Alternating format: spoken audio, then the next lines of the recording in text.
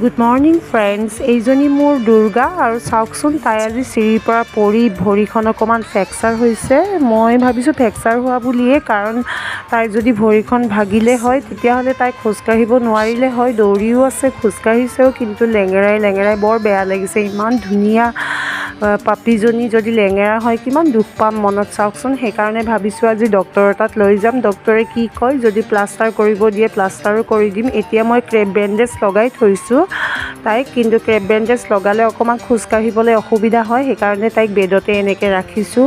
বৰ মৰম লগা পাপিজনী আৰু চব কথাই শুনে। খোৱা লোৱাটো ভাল, মানে চবখিনিয়ে ভাল। মানুহ আহিলে ভুকে বা নাকামোৰে কিন্তু দেই, আৰু বাহিৰত ওলাই গ'লেও ধুনীয়াকৈ টয়লেট বা মুতা হাগা কৰি আকৌ সোমাই যায়। গতিকে এনেকুৱা পাপি এজনীক লেঙেৰা হৈ থাকিলে বহুত দুখ লাগে ন। সেয়েহে আজি ভাবিছোঁ তাইক লৈ যাম, যেনেকৈ নহওক এক্সৰে কৰি পেলাই গোটেইখিনি চাই ল'ম ৰিপৰ্ট।